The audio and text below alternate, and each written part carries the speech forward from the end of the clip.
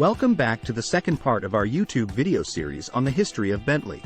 In the previous episode, we delved into the early years of Bentley, from its founding by W.O. Bentley in 1919 to the racing successes of the 1920s.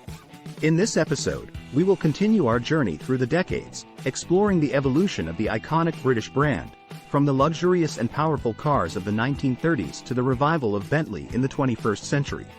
So sit back, relax, and join us as we uncover the fascinating history of Bentley.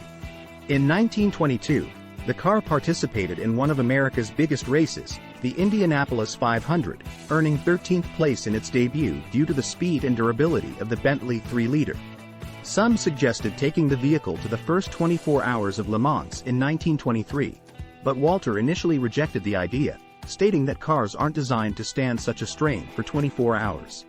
However, two of his buyers, John Duff and Frank Claymont, took their own Bentley car to race at Le Mans in 1923, finishing in 4th place while setting the fastest lap of the race. These results completely changed Walter's mind, and he entered an official factory team the following year, with John Duff achieving a first-place victory at Le Mans in his Bentley 3-liter Sport. Despite these victories giving Bentley enormous publicity, they struggled to turn their acclaim into financial success due to the high-cost production of their vehicles. To survive, Walter needed to find more capital, which he eventually did with the help of a wealthy diamond mine heir named Wolf Bernardo. Bernardo and a group of other independently wealthy racers continued to take the company to more and more race competitions while Walter focused on designing and engineering the next models. Together, they became known as the Bentley Boys and played a major role in building up the brand's prestigious reputation. During their time in the company, Bentley released two more models, the 4.5-liter and the Bentley Speed 6, which were incredibly powerful, big, and fast for their time. The Bentley Boys drove these cars casually for fun and on the racetrack, winning numerous races and motorsports events, most notably 4 consecutive wins at the 24 Hours of Le Mans from 1927 to 1930. During this era, the Bentley Boys were constantly making headlines both on and off the racetrack. Known for their extravagant lifestyle, they were wealthy playboys who loved to party, drink, and bet on the stock market.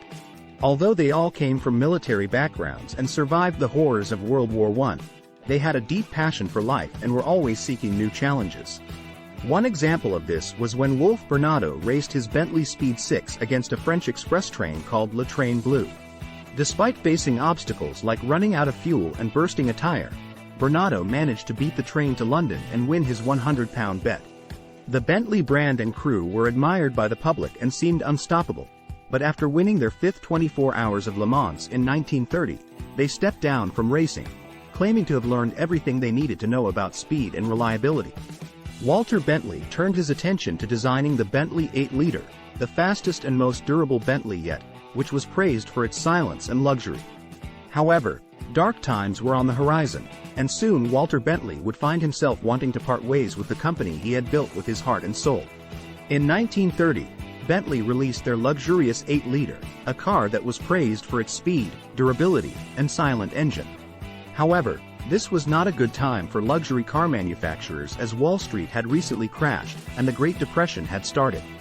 The demand for expensive cars was rapidly declining, and Bentley's cars were too expensive to produce, especially the 8-liter. This became the main reason behind the company's bankruptcy in 1931. Bentley was put up for sale to the highest bidder and was quickly bought by an anonymous company. It was later revealed that the anonymous company was Bentley's arch-rival, Rolls-Royce, who had only bought the brand as a way of killing off the competition of their own vehicles. Walter, the founder of Bentley, was furious and devastated after finding out about this, especially because he was powerless to do anything about it. As a result of the bankruptcy, Bentley's factory at Cricklewood was sold, and operations were moved to Derby. These were dark times for Walter, who also went through a divorce that same year. To add insult to injury, Rolls-Royce asked him to return his personal Bentley 8-liter. In 1932, Walter was court-ordered to work under Rolls-Royce management for 3 years, where he was isolated in London and Europe working as a test driver and serving customers for the same company he had once built with his heart and soul. He now found himself wanting to leave Bentley Motors, as he had no power or influence over their designs or engineering. Walter was left watching as Rolls-Royce used the Bentley name for their own purposes. After his contract ended in 1935, Walter finally left the company with a sense of freedom and spent the rest of his life working for other British luxury car companies until his final retirement. He died with no children at age 82 in 1971. Bentley Motors ceased production in 1931 due to financial difficulties, but resumed operations in 1933 under the ownership of Rolls-Royce. The company released its first model, the 3.5 Litre, marketed as the silent sports car, and aimed to compete on quality and grace rather than its sporting reputation. Despite launching several brilliant and stylish models, including the Bentley S-Series, the T-Series, the Bentley Mark V, and the R-Type, Bentley struggled to make a name for itself as most of its cars were identical to Rolls-Royce. The only way to differentiate them was by the unique badges and radiator sounds, which upset many traditional buyers. As time passed, Bentley's sales declined, and it accounted for only 5% of Rolls-Royce's total production. In the 1970s, Rolls-Royce encountered its financial crisis, and the company sold its motor car division, including Bentley, to an engineering firm called Figures in 1980. Under Vickers, the new owner, the company aimed to revive Bentley's past racing reputation. The factory rolled out new, faster models such as the Bentley Mulsanne, the Bentley Azure, the Continental R, and the Turbo R. These vehicles helped the company regain some traction as a luxury sports car during the 1980s and 1990s. However, the Bentley Renaissance didn't truly begin until 1998 when Volkswagen acquired the company. Under Volkswagen's ownership, Bentley aimed to revive its racing heritage. The company returned to the 24 Hours of Le Mans in 2001 after a 70-year absence and managed to sweep in third place with their Bentley Speed 8 prototype. Only 2 years later, the Speed 8 pulled off a terrific first and second place at the 2003 Le Mans race. Shortly after, the company released a brand new model, the Bentley Continental GT, featuring a 6-liter W12 engine that produced 552 horsepower and was among the fastest luxury cars in the world, reaching a top speed of 190 miles per hour. Sales of the Continental GT skyrocketed, marking the company's highest sales in history, from 800 total Bentleys per year to over 7,000 Continental GTs per year alone.